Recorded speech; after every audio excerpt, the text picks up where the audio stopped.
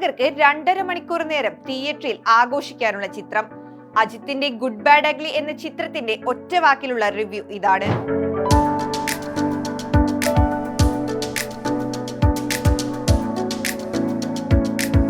അധോലോക സംഘങ്ങൾ തമ്മിലുള്ള യുദ്ധമാണ് ഈ ആക്ഷൻ കോമഡി ചിത്രത്തിന്റെ പ്രമേയം. ഒരുപക്ഷെ അബ്രാം ഖുറേഷിയെ പോലും വെല്ലുമെന്ന് തോന്നിക്കുന്ന ഗാങ്സ്റ്ററായ AK-യായി അജിത് കുമാർ അക്ഷരാർത്ഥത്തിൽ നിറഞ്ഞാടുകയാണ് ചിത്രത്തിൽ. റെഡ് ഡ്രാഗൺ എന്ന അധോലോക സംഘത്തിന്റെ തലയാണ് AK. നായകന്റെ പേരിൽ നിന്ന് തന്നെ ഇത് 100% ഫാൻസിനായുള്ള പടമെന്നാണ് സംവിധായകൻ സൂചന നൽകുന്നത്.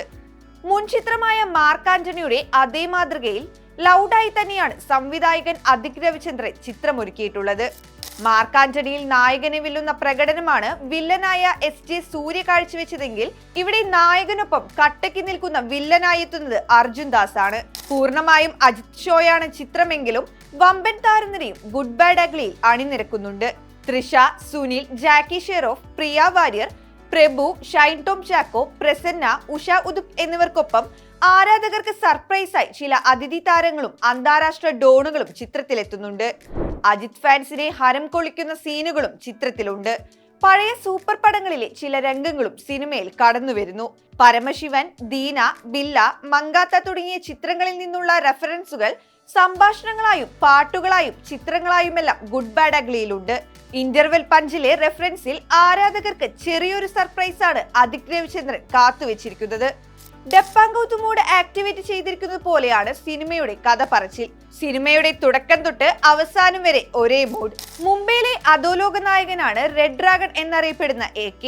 എന്നാൽ തന്റെ കുടുംബത്തിന്റെ ഭദ്രതയ്ക്കായി ഭാര്യയ്ക്ക് കൊടുത്ത ഒരു ഉറപ്പിൽ കഴിഞ്ഞ 17 വർഷമായി അയാൾ ജയിലിലാണ്. മകൻ പിറന്ന ദിവസം ജയിലിലായ AK തന്റെ മകന്റെ 18ാം പിറന്നാളിന് ജയിൽ മോചിതനാകും. തന്റെ പൂർവ്വകാലം ഉപേക്ഷിച്ച് ബാക്കി ജീവിതം മകനും ഭാര്യയ്ക്കുമൊപ്പം സന്തോഷമായി ജീവിക്കാൻ ആഗ്രഹിക്കുന്ന AK-യെ കാത്തിരിക്കുന്നത് മറ്റൊരു വെല്ലുവിളിയായിരുന്നു. ഇതോടെ കഴിഞ്ഞ 17 വർഷം തന്റെ ഉള്ളിൽ അടങ്ങിക്കിടക്കുന്ന ഡ്രാഗണെ പുറത്തെടുക്കാൻ അയാൾ നിർബന്ധിതനാവുകയാണ്. അൾട്ടിമേറ്റ് സ്റ്റാർ തലയെ ഒരുപാട് നാൾക്ക് ശേഷം ഹൈ എനർജിയോടെ സിനിമയിലുടനീളം കാണാനാകും എന്നതാണ് ഗുഡ് ബാഡ് അഗ്ലിയുടെ പ്രധാന പ്രത്യേകത. ഗുഡ് ആകാൻ ശ്രമിക്കുന്ന നായകൻ സാഹചര്യങ്ങൾ കാരണം ബാഡ് ആകുന്നതും പിന്നീട് അഗ്ലിയായി അഴിഞ്ഞാടുന്നതുമാണ് ചിത്രം കാണിച്ചു തരുന്നത്. കൈദിയും KGF-ഉം മുതൽ അതികിന്റെ മാർക്ക് ആന്റണിയിൽ വരെ ഉണ്ടായിരുന്ന big gun trend good bad അഗ്ലിയിലും കാണാം. ചിത്രത്തിന്റെ ആവേശം കത്തിച്ചു നിർത്തുന്ന പാട്ടുകളും BGM-ഉം GV പ്രകാശ് കുമാർ ഒരുക്കിയിട്ടുണ്ട്.